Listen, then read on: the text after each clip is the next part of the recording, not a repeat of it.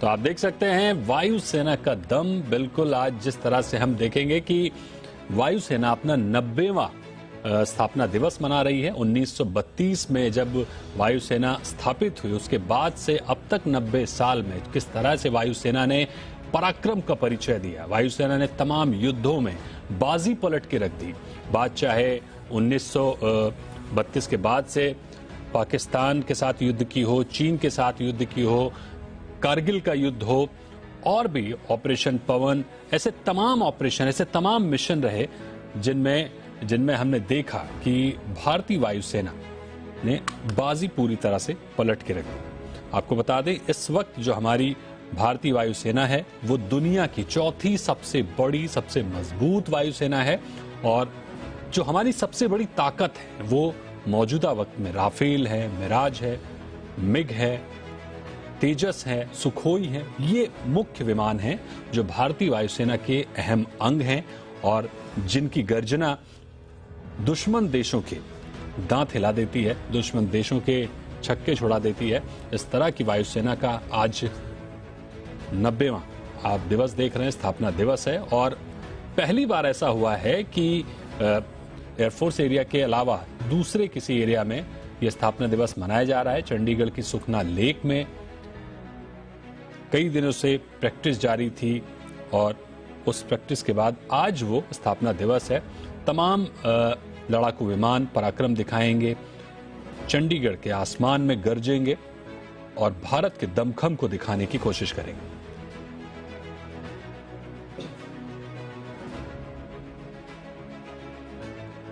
तो ये आप देख सकते हैं कि वायुसेना का जो आदर्श वाक्य है वो गीता से लिया गया है।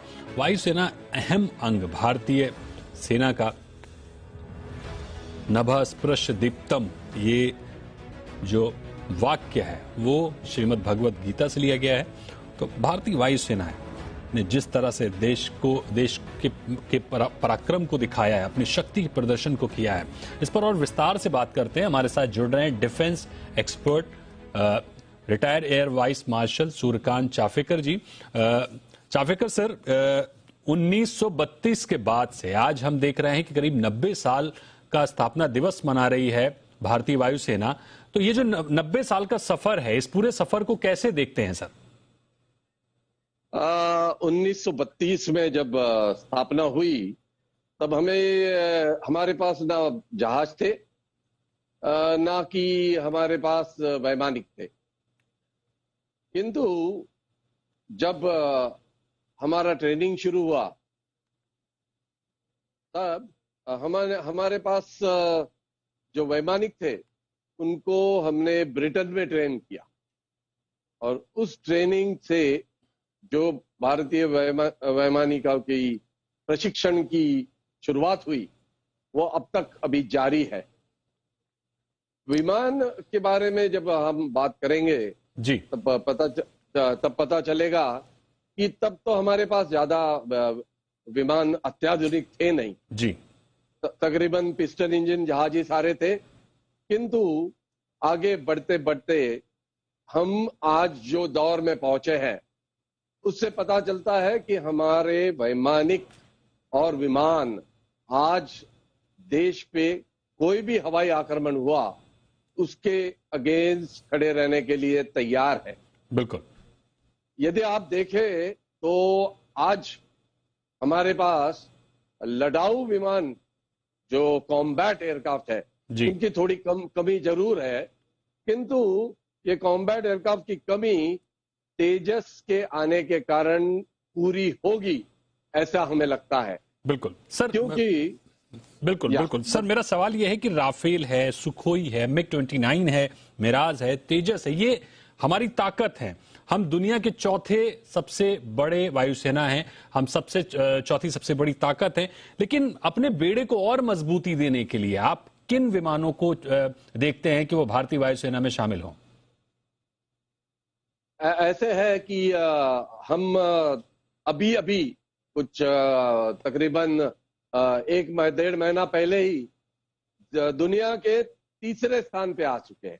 वायुसेना के सक्षमता में हम तीसरे स्थान पे आए हुए हैं और हमने चाइना को पीछे कर दिया है। जी। अब आपका जो सवाल है उस पर मैं आता हूं।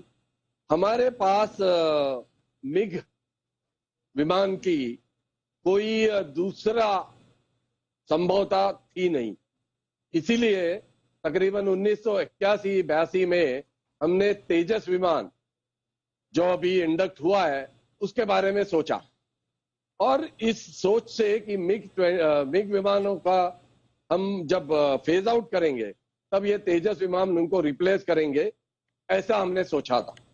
किंतु ये देश में पहला लड़ाकू विमान बन रहा था, तो कुछ देरी के कारण ये विमान हमको थोड़े देर से मिले। किंतु अभी आपने पढ़ा होगा कि तकरीबन 108 विमानों का अभी कॉन्ट्रैक्ट साइन हुआ है। जी। तो तेजस विमान लड़ाकू विमानों में सबसे अग्रक्रम रहेगा इसके बाद, ऐसा मुझे लगता है। हमने रफाल तकरीबन 36 या 37 खरीदे हुए हैं जी। किंतु वो उसके तरफ हम जाएंगे ऐसे लगता नहीं है।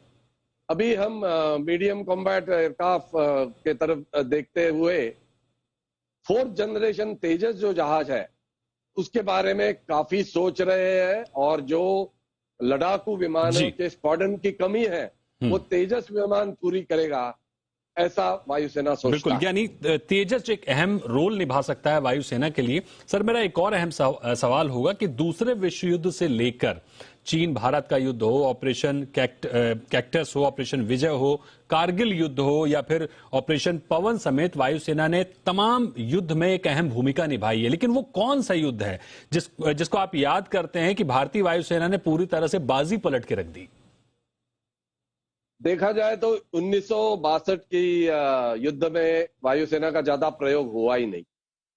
1965 में प्रथम वायुसेना का उपयोग हुआ और उनकी कामगिरी काफी ही अच्छी थी, ऐसे हम कह सकते हैं। परंतु 1971 की लड़ाई की तरफ हम जब देखते हैं तब वायुसेना का जो कार्य है वो सर्वाधिक ज्यादा है, ऐसे हमें लगता है। 1999 का जो युद्ध था जी जी, उसमें वो तो एक अलग स्थिति में लड़ा गया था। वो हिमालय में पहाड़ी इलाके में लड़ा हुआ पहला युद्ध था भारत के लिए, और उसमें अनेक नई नई चीजें करके जो वायुसेना ने कामगिरी की वो बहुत सराहनीय है, ऐसे मुझे लगता है। बिल्कुल, यानी भारतीय वायुसेना का जो भूमिका रही है युद्ध में वो बिल्कुल अहम रही है। जैसा कि बताया चाफेकर साहब ने कि 1962 में भारतीय वायुसेना का जो रोल था वो बिल्कुल डिफरेंट था और बिल्कुल अलग था। तो बहुत शुक्रिया करेंगे चाफेकर साहब आपका हमारे साथ जुड़ने के लिए और इस अहम चर्चा में भाग लेने के लिए, और आज के इस दिन की आपको भी बहुत बहुत बधाई।